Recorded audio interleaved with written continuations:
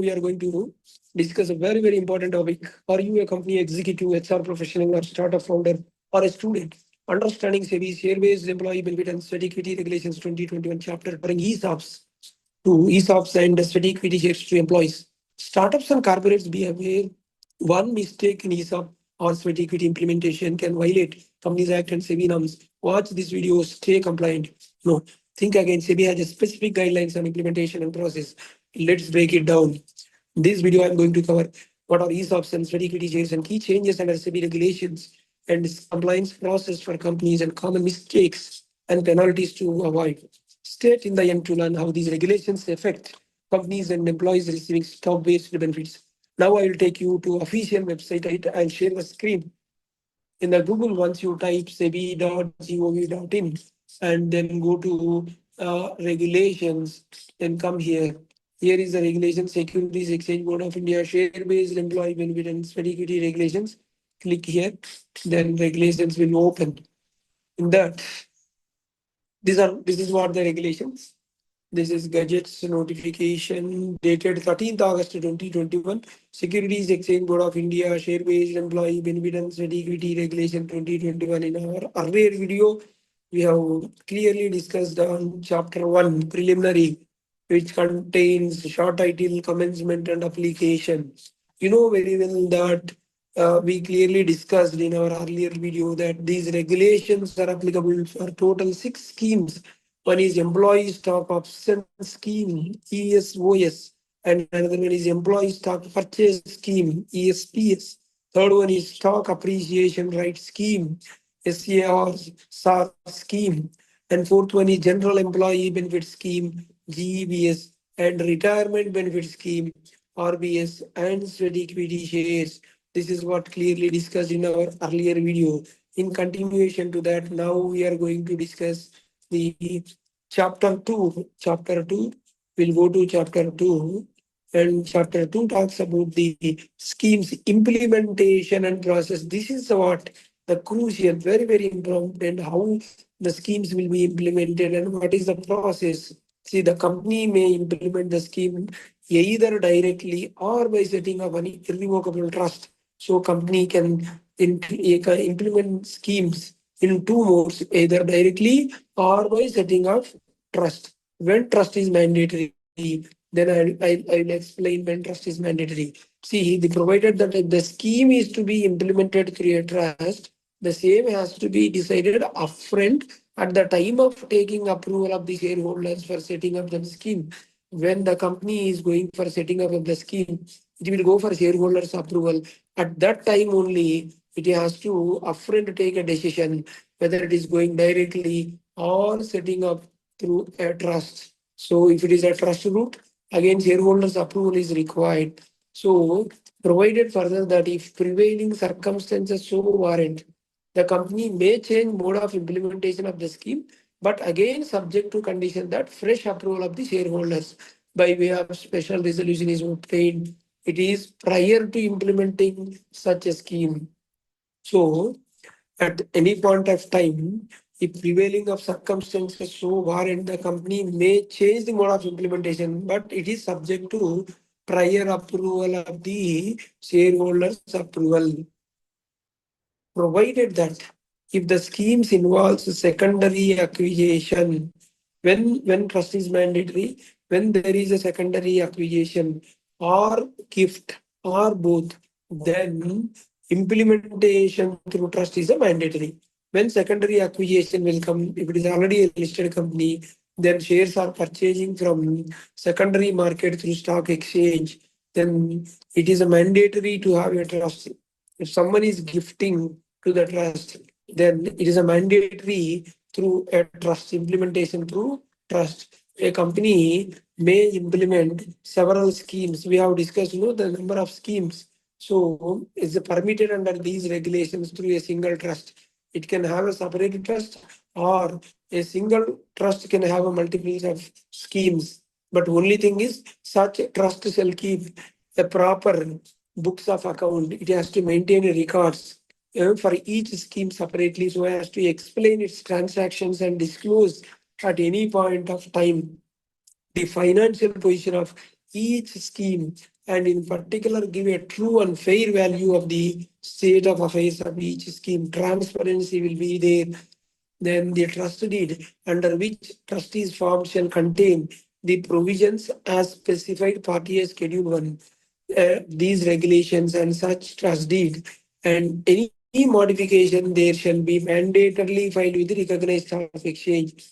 Then once any modification is done, then immediately mandatorily filed with the changes with the recognized stock exchange. Any person can be appointed as a trustee of a trust except so it means who are all not eligible to be a trustee, that you should know very carefully. So a company director, KMP or promoter of the company or its group company, including its holding subsidiary, associate, or any relative of such director, KMP, or promoter, are not eligible to act as a trustee, not eligible to appoint as a trustee. Beneficially holds 10% or more of the paid up share capital of the voting rights of the company. Whoever holds 10% or more of the paid up capital of or voting rights of the company are not eligible to act as a trustee, provided that where individuals or one person company as defined under Companies Act is appointed as a trustee, there shall be a minimum of two such trustees. So if individuals are appointing as a trustee, minimum two is required to appoint as a trustees. Or if body corporate, in case a corporate entity is appointed as a trustee, then it may be the sole trustee if it is a corporate entity. Otherwise, minimum two trustees are required to maintain the activities of the trust. The trustees of the trust, which is governed under these regulations, shall not vote in respect of shares held by such trust. If any voting is there in the meeting, then the trustee shall not vote in respect of the shares held by the trust so as to avoid any misuse arising out of the exercising such voting rights. So, trustee will not have any voting rights on behalf of the shares held in the trust. So trustees should ensure that the requisite approval from the shareholders has been obtained by the company in order to enable the trust to implement the schemes. While implementing the schemes, wherever shareholders' approval are required, who has to take care? Trustee has to take care and undertake secondary acquisition for the purpose of the scheme. Who will acquire as during the implementation of the scheme? The trustee will take care of the acquisition for the purpose of the scheme, secondary acquisition. So trustee has to take care all the compliances. The trust shall not deal in derivatives and shall not undertake only delivery based transaction because the trust is not incorporated for the purpose of secondary acquisition for a trading purpose. The trust shall not deal in derivatives and shall not undertake only delivery based transaction for the purpose of secondary acquisition as permitted by these regulations. So these trustees floated only for the purpose of these secondary acquisition for implementing the schemes under permitted by these regulations, not for any other trading purposes, subject to the requirement of Companies Act 2013, ready with companies share capital and debentures rules 2014, as amended from time to time, as may be applicable. The company may lend monies to the trust because trusts need funds no to acquire shares, to purchase shares. Who will give money? Whether company may give money or company may give guarantee for taking any loan. So the company may lend money to the trust on appropriate terms and conditions to acquire the shares either through new issue or secondary acquisition for the purpose of implementation of the scheme. For the purpose of implementation of scheme, the trust needs shares. So it may be either through new issue or through secondary acquisition. Money is required to the trust. Company will give loan or company will give guarantee for availing a loan. So for the purpose of disclosure to the recognized stock exchange, shareholding of the trust shall be shown as non-promoter, non-public shareholding. So the shareholding of the trust will be categorized as non-promoter and non-public shareholding. This is not the promoter shareholding. This is not the public shareholding. These even they do not have voting right also. So explanation: the shares held by the trust shall not form part of the public shareholding, which needs to be maintained by a minimum 25%. As you know very well, listed company needs to maintain minimum 25% of the public shareholding. So here is the explanation. The shares which are held with the trust are not form part of the public shareholding. For considering these 25%, hope you are clear.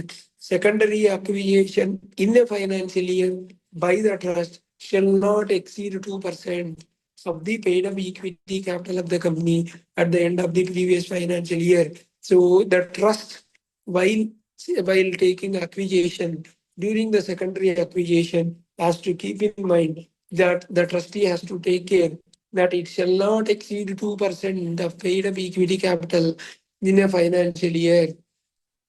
The total number of shares under secondary acquisition held by the trust shall at no point of time exceed the below mentioned limit as a percentage of the paid up capital of the company at the end of the immediate financial year, because we are taking no audited balance sheet at the end of the financial year immediately prior to the year in which the shareholders approval is obtained for such secondary acquisition. Here we have to see two limits. During the financial year, upper limit is 2%. It shall not cross 2%. And at any point of time, it shall not cross 5%. So this is what there are schemes, no, in the part A, part B, part C of the chapter 3 regulations. In our earlier video, we have explained what is part A. If it is employee stock option scheme, that is part A. Employee stock purchase scheme, it is under part B. And and and retirement benefit scheme and general employee benefit scheme. So these schemes are there. So we have to see part A, part B, part C. So part A is employee stock options, part C is employee stock purchase, part C is SARS, SAR, stock appreciation rights. For these schemes, at any point of time, the secondary acquisition shall not cross 5%. In a financial year, shall not cross 2%, and overall at any point of time, it shall not cross 5%. And other schemes are there, other two general employee benefit scheme and retirement benefit scheme for them at any point of time, 2% only, and during financial year also 2% only. See, for all the schemes in aggregate, then overall for all the schemes, because company can have multiple of schemes. So for all the schemes in aggregate shall not cross 5%. These are the limits. 2%, 5% has to be very cautious. So the above limit shall automatically increase. See, suppose because these limits are calculating based on the capital. So sometimes the capital may change. And what circumstances it will change? Now I will explain. Suppose the expansion or reduction has been taken place on account of any corporate action, including issue of bonus shares, split, rights issue, buyback of shares arrangement. So that is what the explanation one is giving. The above limit shall automatically include within their ambit of the expanded or reduced capital of the company, wherever such expansion or reduction has taken place on account of the corporate actions. Corporate actions like bonus shares, split, rights issue, buyback, or scheme of arrangement. That is the reason no, we are taking shareholders' approval. And explanation too, if a company has multiple trusts and schemes, then the aforesaid ceiling limit shall be applicable for all such trusts and schemes taken together at a company level. So you have to be very cautious. These limits are all at the company level, not at the level of individual trust and individual scheme. So when there are multiples of schemes or when there are multiples of trust, then you have to be cautious. These limits you have to take overall at a company level. And another explanation is given. The above ceiling limit will not be applicable where shares are allotted to the trust by way of new issue or gift from promoter or promoter group or other shareholders. So these limits are not applicable only when you are going through secondary acquisition, then only these limits will come. That is what this explanation says. Explanation 4 says, in the event of the options, shares are granted under any of the schemes, suppose if exceeds the limits, then what we have to do immediately, the number of shares that the trust may acquire through secondary acquisition, which exceeds, then such shortfall of the shares that the difference shall be made up by the company through new issues of shares to the trust in accordance with the provisions of the new issue of shares under the applicable laws. What it says is, suppose if you cross the limit, if company cross the limit through secondary acquisition, immediately some primary acquisition has to be taken care. Company has to allot some shares because these limits are calculating on issued capital, paid up capital. So accordingly, we can manage, we can adjust. This is what explanation 4 says. These are all practical issues. The company secretary, the compliance officer has to be very cautious. The unappropriated inventory of shares. Suppose you acquired the shares. Unappropriated means not utilized, not given grants to the employees. Then what company shall do? That is what we are going to talk. The unappropriated inventory of shares which are not backed by grants. So shares are available with the trust. You have purchased the shares from secondary market but not used, then acquired through secondary acquisition by the trust under Part A, that is employee stock option scheme, or Part B, employee stock purchase scheme, or Part C, SAR, SARS, stock appreciation rates of Chapter 3 of these regulations shall be appropriated within a reasonable period which shall not extend beyond end of the subsequent financial year. So, if the shares are lying in the trust, so it has to be used, and the upper limit is not shall not extend beyond the end of the subsequent financial year. Even that period also, that shares are not used, then the second subsequent financial year, subject to approval of the compensation committee or nomination remuneration committee. Then the nomination remuneration committee will be most probably, that committee will be appointed, designated as a compensation committee. So, subject to approval of the compensation committee, you may extend to the second subsequent financial year and for such extension to the secondary subsequent financial year, then approval of the compensation committee is required. This provision says about the treatment, what to do about the unappropriated inventory of shares lying with the trust. That is what I explained now. The trust shall be required to hold the shares acquired through secondary acquisition. See, if the trust acquires shares, so it has to be maintained minimum period of 6 months, except where they are required to be transferred in circumstances enumerated like no sub-regulation 4, it is explained whether off market on the platform of recognized stock exchange. So what it says is, it has to be maintained once it is acquired. The trust has to maintain for 6 months. This exception is there, which is given class B sub-regulation 4, that exception. Next we are going to talk. This is 14, class 14, the exception. See, suppose the trust shall be permitted to undertake off-market transfer of shares only under the following transaction circumstances. Off-market transfer, when it will come, transfer to employees pursuant to any of the schemes while participating in an open offer under SEBI, substantial acquisition of shares and Takeovers Regulations 2011, or while participating in buyback of shares or delisting of shares or any other exit offered by the company generally to its shareholders. So in these situations, the trust shall be permitted to undertake off-market transfer of shares. Off-market transfer is allowed only in these two situations. And as we discussed in Regulation 13, it has to be, the shares has to be maintained for 6 months once it is acquired through secondary. But exception is, this 6 months exception is given in Class B, sub-regulation 14. This is what we said, no? When there is any buyback of shares, when there is any delisting, when there is any other exit offered by the company, these 6 months clause maintaining is not required. That is exemption.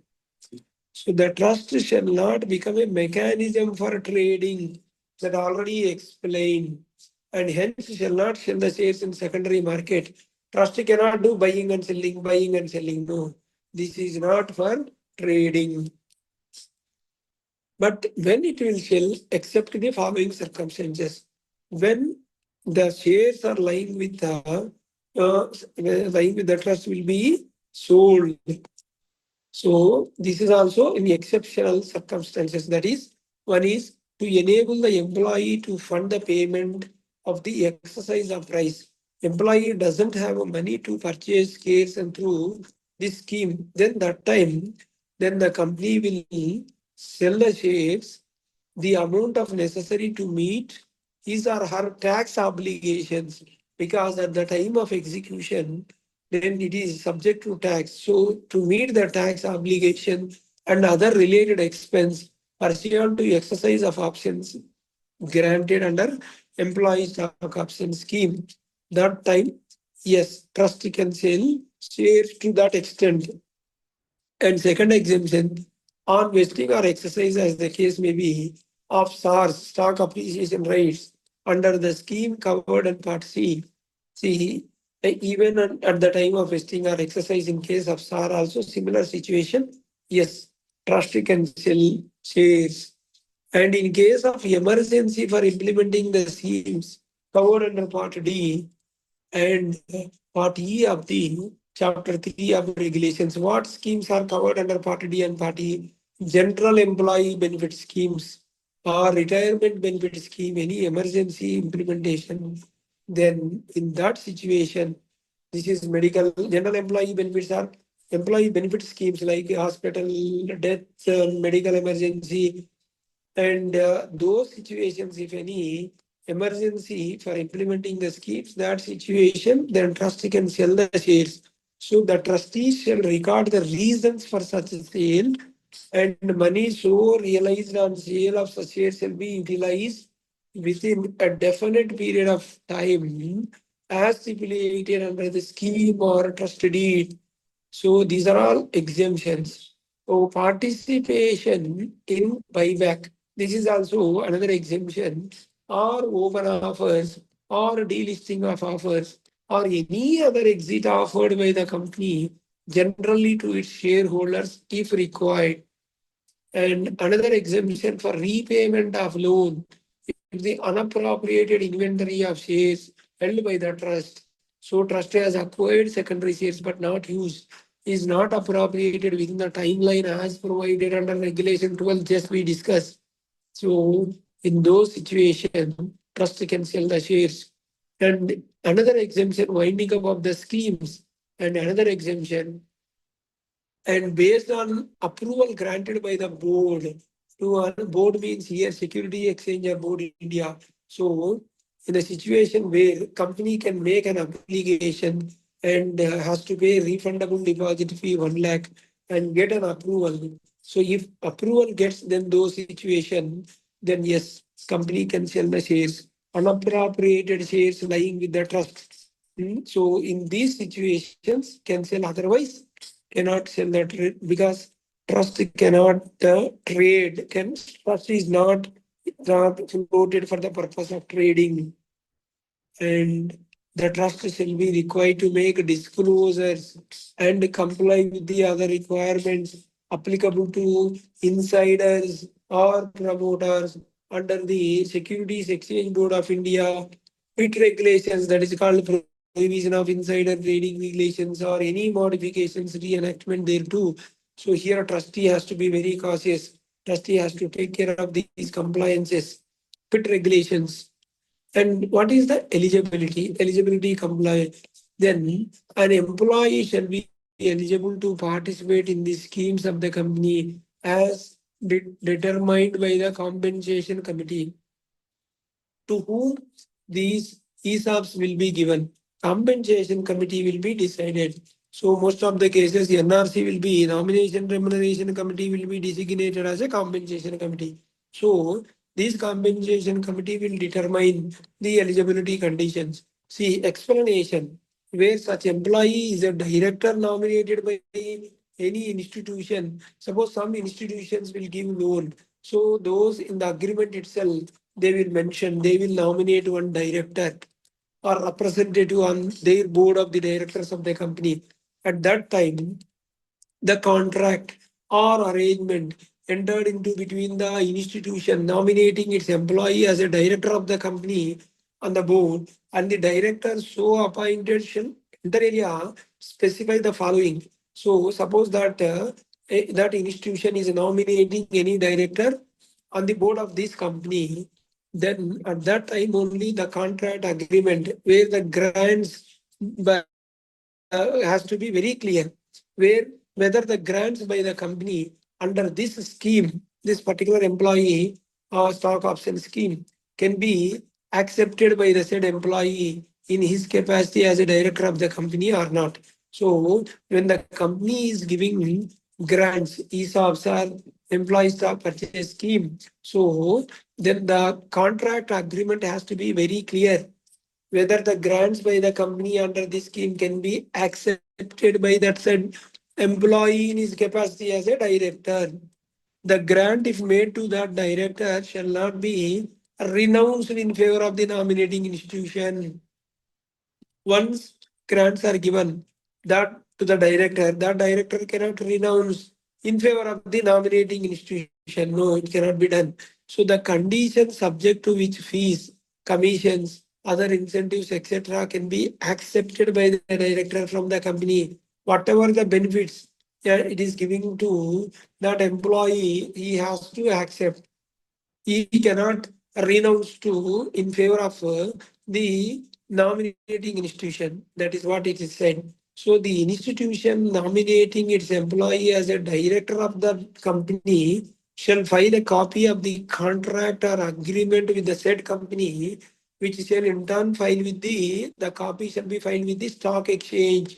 So intimation has to be go to the stock exchange on which its shares are listed, because BSc, NSC both are there, no? The director so appointed shall furnish a copy of contract or agreement at the first board meeting of the company attended by him after his nomination. If that particular person, the particular employee is nominating as a director on the board, so he has to submit all these contracts and agreement. See, now we'll discuss on the compensation committee. A company shall constitute a compensation committee. Why the compensation committee? For administration and superintendence of the schemes. Here it is mentioned shall.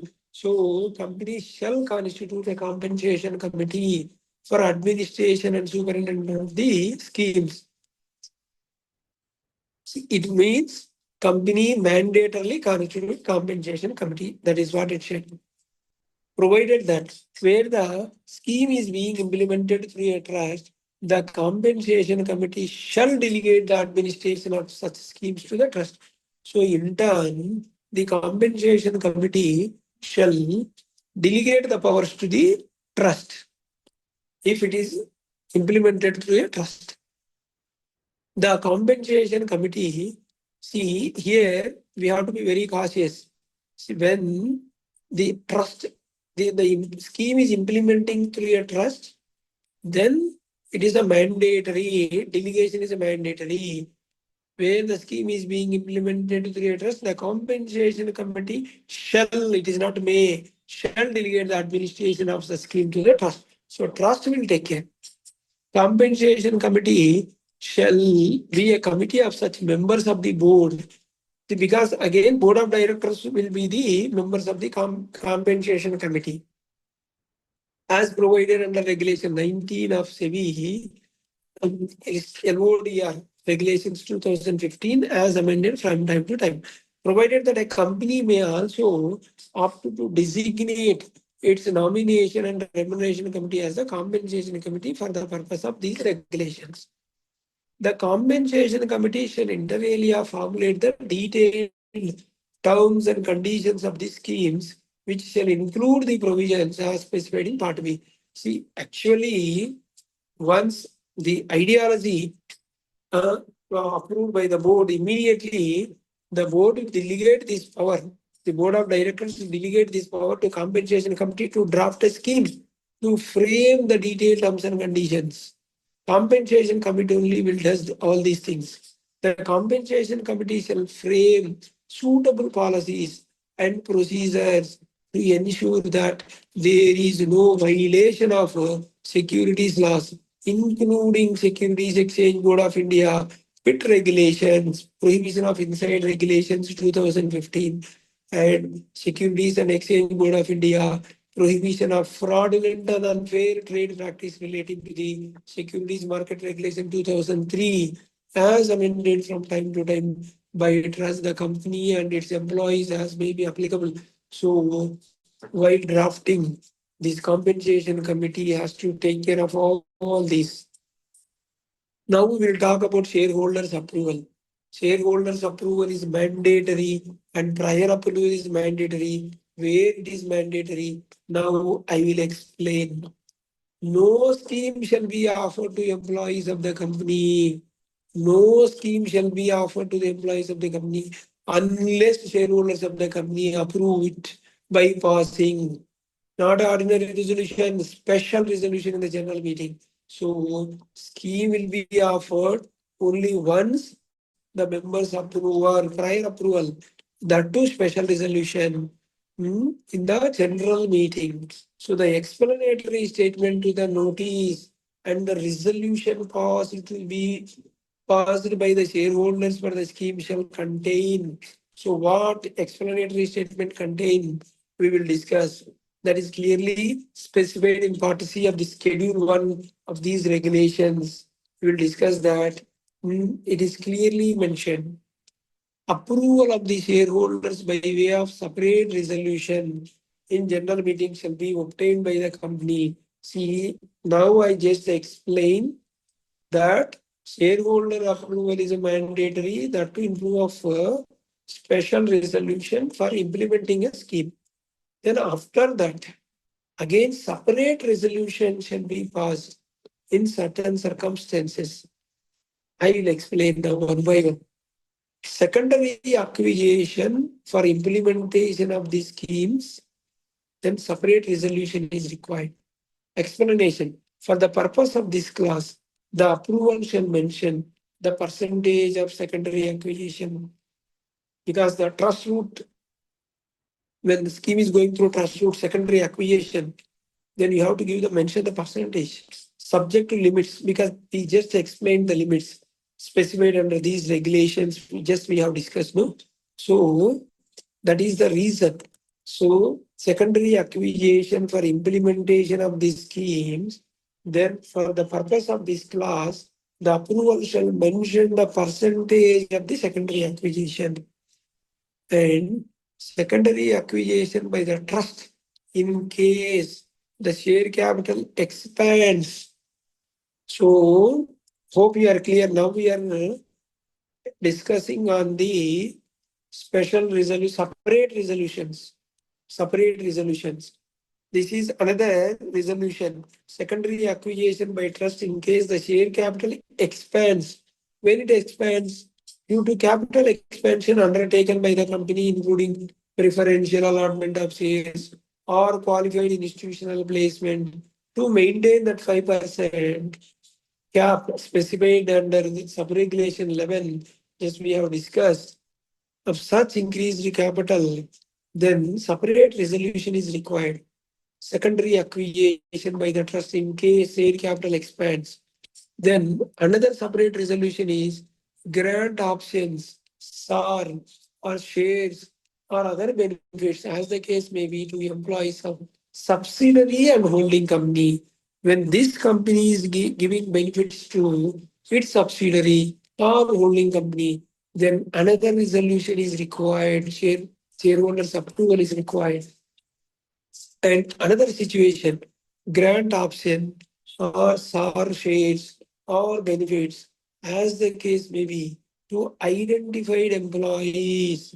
Here, what we are talking about, to the identified employees during any 1 year equal to or exceeding 1% of the issued capital during any 1 year.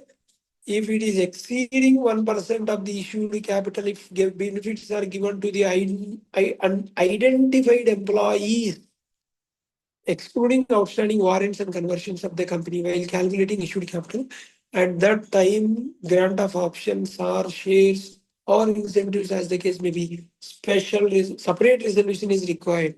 We are talking about the separate resolutions in general meeting. So again, separate resolution is required. These are the situations where approval of shareholders by way of separate resolution in the general meeting shall be obtained.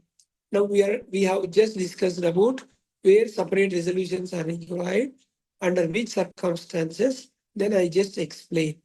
Then again going to variation of terms of the scheme. Suppose if there are any variation of terms, then a company may, by special resolution of its shareholders, vary the terms of the schemes. So again, shareholders' approval is required by way of special resolution here. Wherever special resolution is required, then it is a mandatory special resolution pursuant to an earlier resolution of the general body, but not yet exercised by the employees. If such variation is not prejudicial to the interest of the employees. So, any variation that shall not be prejudicial to the interest of the employees. So, notwithstanding the provisions of sub-regulation 1, a company shall be entitled to vary the terms of the schemes to meet any regulatory requirement without seeking shareholders' approval by special resolution. Suppose in case where the government only asks, so like no, to meet any regulatory requirements, if there is any amendments, if there are any amendments, there is any notification. If to meet any regulatory requirement, then anyway it is a mandatory. That time shareholder approval not required. You can modify accordingly as per the regulatory requirement, as per the amendment. Then the provisions of these regulations, 6 of these regulations shall apply to such variation of terms as they apply to original grant of option, SAR, shares, or other benefit, as the case may be. So, we will talk about regulation 6 and the notice for passing of a special resolution for variation of terms of the scheme shall disclose, because when you are going for members' approval, so you have to disclose full details, why the variation and what is the rationale there, in the details of the employees who are beneficiaries of such variation. All these details has to be mentioned in the notice itself. A company may reprice the options. Reprice the options. Suppose the price which is given in the grant letter, it is not attractable, then the company can go for reprice. So, but the company may reprice the options or SARs or shares, as the case may be, which are not exercised. So, which are not exercised, but grants are already given. So, whether or not they have given vested, if the schemes were rendered unattractive, maybe because of the fall in the price of the shares, then yes, with the members' approval, company may reprice, provided that the company ensures such repricing is not detrimental to the interest of the employees. and approval of the shareholders by special resolution has been obtained for such repricing. So repricing can be given, but subject to shareholders' approval in a special resolution. Then we will talk about winding up of schemes. In case of winding up of schemes being implemented by the company, the excess monies or shares remaining with the trust after meeting all obligations, if any, shall be utilized for the repayment of loan or by way of distribution to employees subject to approval of the shareholders. Again, shareholders approval has to take in case of winding up the scheme. Be transferred to another scheme under these regulations as recommended by the compensation committee. Hope you are clear. So if it is a winding up issue, then whatever the remaining monies or shares with the trust, then it will be transferred to another scheme under these regulations and recommended by the compensation committee. Next provision, non-transferability. This is a very, very important. You should know the options, SARs, or any benefit granted to employee shall not be transferable to any person. Grant letter given to the employee to motivate. He shall not transfer again immediately to any person. Not immediately. He is not eligible to transfer. These regulations clearly says that these options shall not be transferable to any person from the employee. No person other than the employee to whom options or SARs or other benefits are granted shall be entitled to benefit arising out of such options or other benefits. So the benefits shall be dissolved only to these employees only, provided that in case of employee stock option schemes or stock appreciation right, subject to applicable laws, the company or the trustee may fund or permit the empaneled stockbroker to make suitable arrangements to fund the employee for payment of exercise price. So if employee says that at the request of employee is not able to purchase his shares, then purchase his grants, then that time, yes, and the amount necessary to meet his or her tax obligations, then in other related expenses pursuant to exercise of options granted under employee stock option scheme or SAR, and such amount shall be adjusted against the sale proceed of. See that situation, if employee is not in a position to purchase the grants, not in a position to pay to meet income tax obligation, that time company can take a decision to sell those shares to that extent. The options, SARs, or any other benefit granted to employee shall not be pledged. See, the grant shall not be pledged, shall not be hypothecated, shall not be mortgaged, or otherwise alienated to any other manner.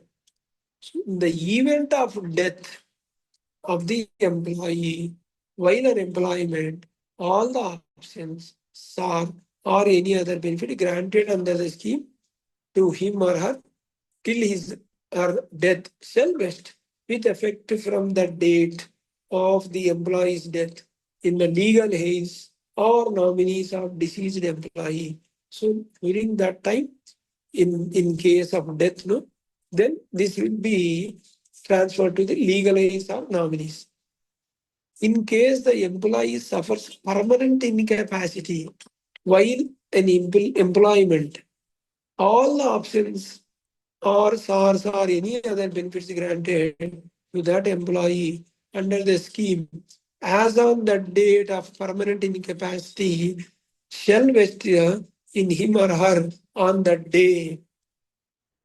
In the event of resignation or termination of employee, all the options, SARs or any other benefit which are granted and not yet vested, because there are three stages. First stage is a grant, second stage is a vest, third stage is a exercise. So Here what we are talking, in the event of resignation or termination of the employee, the already options granted and not yet vested as on the date shall expire, because that is only a granting stage, not even vested. So the employee is resigning or termination of an employee, then these are all will expire, provided that again the provision is there, employee shall, subject to the terms and conditions formulated by the compensation committee, the, under these regulations, be entitled to retain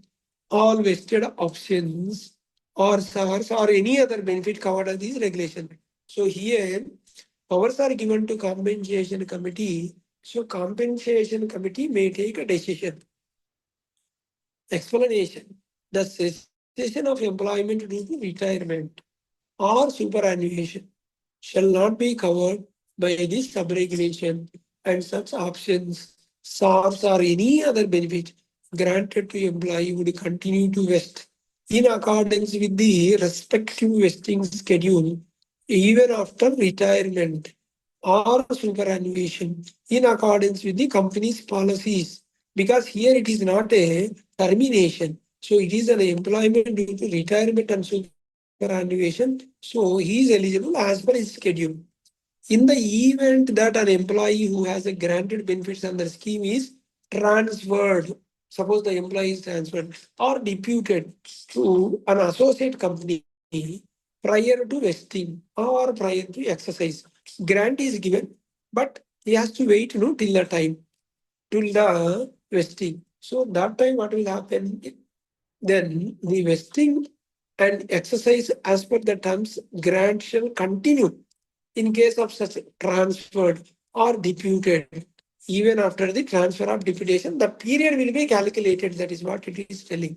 In case of transfer or deputation. In the event of that an employee who has been granted benefits and the scheme is transferred pursuant to the scheme of arrangement, like amalgamation, merger or demerger, or continued in existing company, prior to the vesting or exercise, the treatment of options in such case shall be specified in such scheme of arrangement. In the scheme of arrangement itself has to be mentioned clearly what is going to be the treatment about these grants to the employees. In these cases like arrangement, amalgamation, merger, demerger, provided that such treatment shall not be prejudicial to the interest of the employees. It shall be benefit to the employees. And listing. Now we are going to talk on listing. In case of new issue of shares is made under any scheme, because once the employee exercise the options, the new shares will come. No, so shares so issued shall be listed immediately on the recognized stock exchange, where the existing shares are listed, subject to the following conditions. Because new shares are giving no immediately, it has to be listed. The scheme is in compliance with these regulations, and a statement specified in Part D of the Schedule 1 of these regulations is filed, and the company obtain an in-principle approval from the recognized stock exchange. First, the company has to get in-principle approval from the stock exchange. These are all procedural aspects. As and when an exercise is made, who will exercise? Employee will exercise. The company notifies the concerned recognized stock exchange, either NSE or BSE or both, as per the statement specified in Part E of the Schedule 1 of these regulations. So schemes implemented by the unlisted companies. So now we have discussed these schemes, secondary acquisition or listed company already listed. Now, in case of unlisted companies, see, we know that SEBI regulations are applicable only for listed companies. Why we are talking about unlisted companies? Because the companies now today unlisted and proposed to be going for IPO. So the shares arising after IPO of an unlisted company out of options SARs granted under any scheme prior to IPO to the employees shall be listed immediately upon the exercise on all the recognized stock exchange where the shares of companies are listed subject to compliance with the SEBI ICDR regulations wherever applicable. Sub-regulation, here what it says is, sometimes before IPO only these grants will be given. Then after that company goes for IPO. Then this is what we have to take care. Then compliance and conditions. What are the compliances? So no company shall make fresh grant which involves allotment or transfer of shares to employees under any scheme formulated prior to its IPO and prior to the listing of equity share, unless what it says is, suppose already this scheme is floated, then company has come to IPO. Then after listing, what to do? Such IPO scheme is in conformity with these regulations. This has to be taken care. That shall be in conformity with the whatever the pre-IPO scheme is shall be in conformity with the regulations, and such pre-IPO scheme is ratified by its shareholders subsequent to IPO, provided that ratification under clause 2 may be done any time prior to the grant of new options or shares or SAR under such pre-IPO scheme. Some companies, what they will do is, they will do pre-IPO scheme and then will they go for IPOs. In those situations, then we have to be taken care. It shall be in conformity with the SEBI regulations, and also after IPO, immediately members' approval has to be taken. No change shall be made in terms of the options or shares or SARs issued under such pre-IPO schemes, whether by repricing, change in vesting period or maturity or otherwise, unless prior approval of the shareholders. In these circumstances, prior approval is required, and that too by way of special resolution. And for listing of shares issued pursuant to ESOPs or SAR, the company shall obtain in principle approval of the recognized stock exchange where it is proposed to list. So for listing of these shares, which are issued under these schemes, then in principle approval is mandatory. When the holding company issues options or any benefits, its subsidiary, the cost incurred by the holding company for issuing of such options or shares or any benefits shall be disclosed in the notes of accounts of the financial statement of the subsidiary company if it is given to the employees of the subsidiary company. In case of falling under sub-regulation 4, if the subsidiary reimburses the cost incurred by the holding company in granting options, then either granting options or shares or SARs or any benefit of the employee of the subsidiary, then both subsidiary as well as the holding company shall disclose the payment and receipt as the case may be in the notes to account to the financial statement. So both the companies has to be disclosed if there is a repayment. Then the company shall appoint a merchant banker for the implementation of the scheme covered under these regulations. Merchant banker certificate is required till the state of obtaining in principle approval from the recognized stock exchange in accordance with the clause B of the regulation 10 of these regulations. Then the certificate from auditors. Here, in case of every company which has passed a resolution for the schemes under these regulations, the board of directors shall, at its annual general meeting, place before the shareholders a certificate from the secretarial auditor of the company, secretarial auditors, the company secretary, that the scheme has been implemented in accordance with these regulations and in accordance with these regulations of the company general meeting. So this certificate from auditor means here is a secretarial auditor. So this company secretary, PCS, practicing company secretary certification is required, and it has to be placed at each annual general meeting. And disclosures.